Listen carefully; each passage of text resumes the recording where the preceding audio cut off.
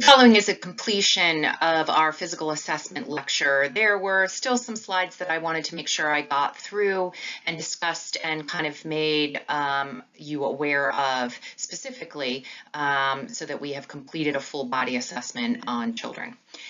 We left off at the mouth and throat and sinuses, and we are now on the neck and lymph nodes. So in looking first at inspection, children, infants, up until about the age of 3 and 4, we can be a little bit roly-poly. We can have some of those neck folds in our neck.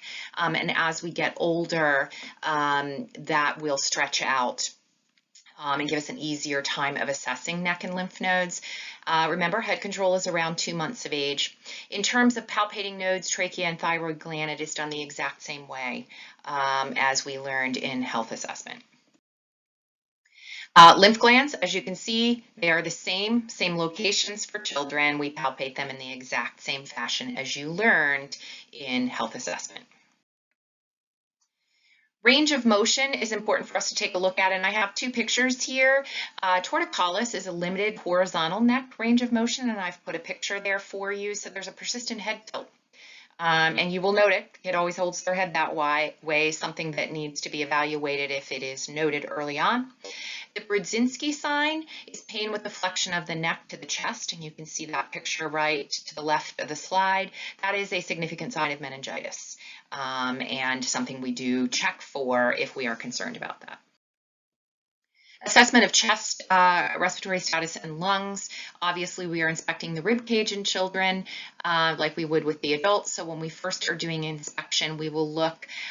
There is a less prominent rib cage in children due to less developed thoracic muscles. So if you recall in lab, in the early stages, we are watching children's bellies rise and fall. They are belly breathers. Once we reach the age of about 3 to 4, we become thoracic breathers. And therefore, it's a good way to remember that we may notice less developed thoracic muscles until we are using our thoracic muscles to breathe. The shape of the infant's chest is more round.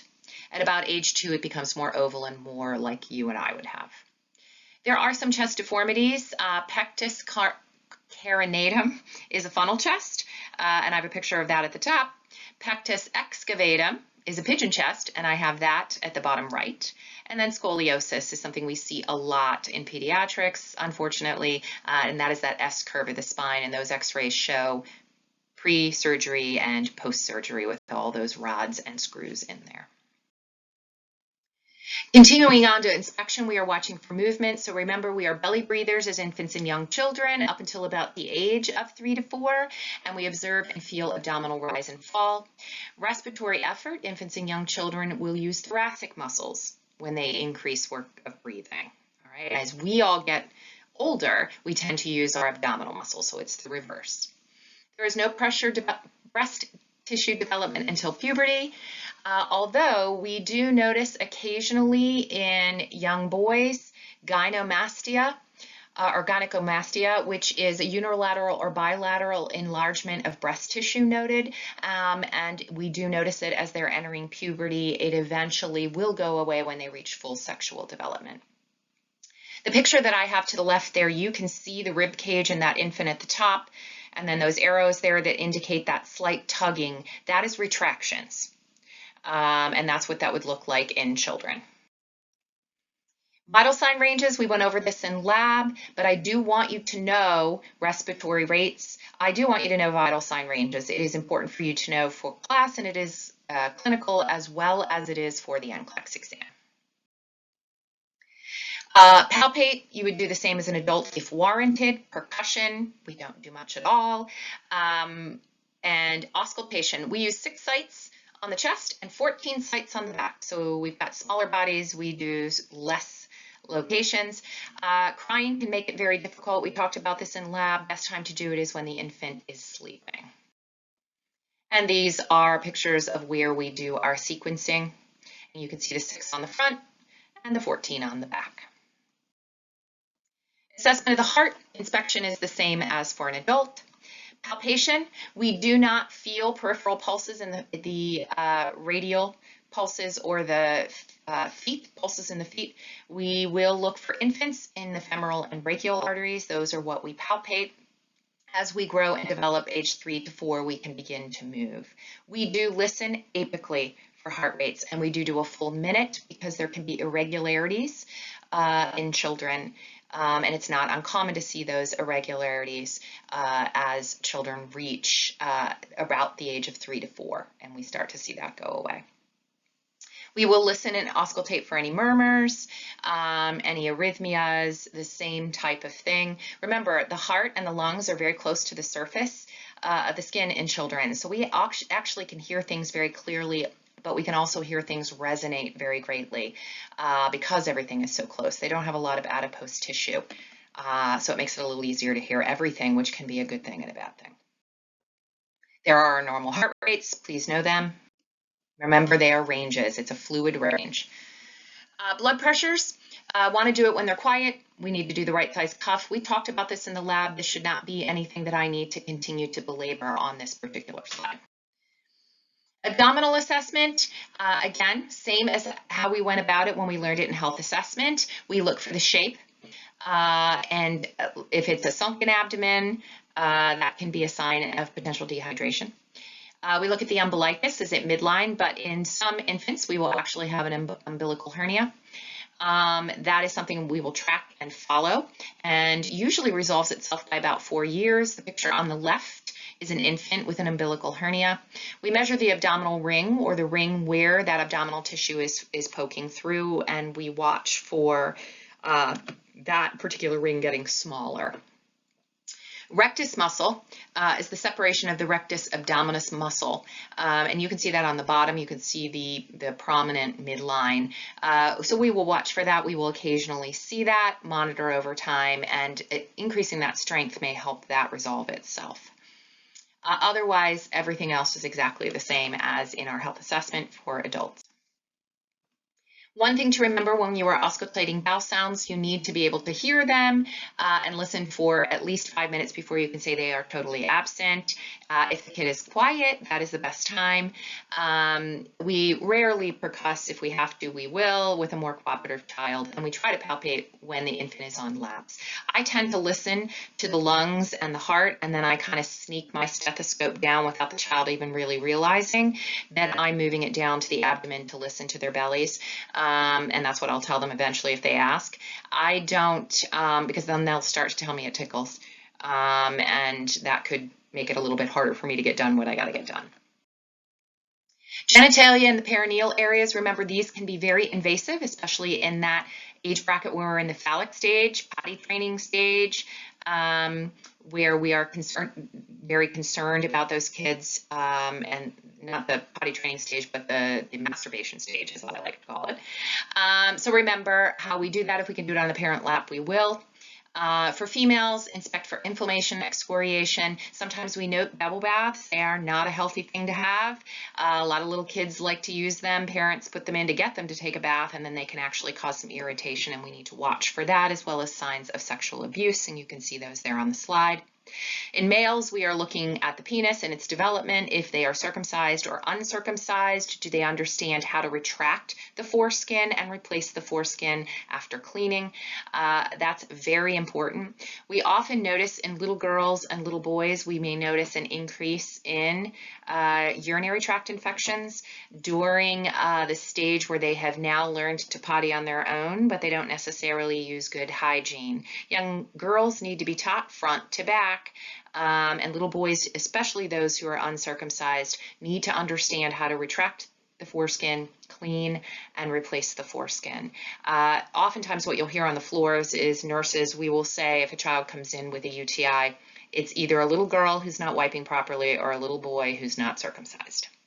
So we kind of see that trend. And otherwise, we will look for the anus and the rectum for pinworms. We'll talk more about that when we learn about those. Anal wink is actually a response in the anus if stimulated. Sometimes if we're taking a rectal temp, we can see that. We actually want that response, that movement, and that's actually what helps us pass stool. In puberty, we look at the Tanner stages. You may have seen some of this before. I thought that was a cute cartoon there. In many cases, puberty comes along and parents are oblivious until we're well into the process. So oftentimes us as nurses really need to bring that to the attention of the parents. In females, usually between the ages of 8 and 10, we start to see breast bud development and pubic hair development. If it's before about 8 years, we consider that abnormal and precocious puberty. For males, an enlargement of the testes and a thinning of the scrotum is the first sign we see around 9 to 10 years of age. The penis begins to enlarge about 2 years after testicular changes are noted, and then so on and so forth. Mean age for young men for those big changes is about 15 years, where we finally see those secondary sex characteristics to completion. The next 2 slides are those Tanner stages. Just be aware that we do have Tanner stages. You won't have to look at Tanner stages and go, oh, that's what it is. Musculoskeletal system, inspect and compare joints and bone length, because sometimes we are diagnosing that a child has one leg shorter than the other, their hips are off place, they have scoliosis. Many times it's the nurse's initial evaluation of the children. So watch their posture. Lumbar lordosis, or that pot-bellied kid, there's a picture there, very normal. They are belly breathers until that goes away. By 6, it should be a normal thorax, convex, and lumbar concave curve. And by school age, we are checking for scoliosis. Palpate joints, same as we do for adults, and looking for weaknesses or asymmetry, just like we would for adults. Here you can see a little girl who clearly has a little bit of a fold on the skin on the right side around her waist versus the left side. That is a concern. She is slightly off. And so we'll look at the shoulders and work our way down, and there is a crease on that waist. That means this child could be developing some scoliosis. And here you see the normal development of posture. I hold my head up, I sit. Remember, we are cephalocaudal. I walk, then my abdomen protrudes, and then I start to get a more quote-unquote normal appearance.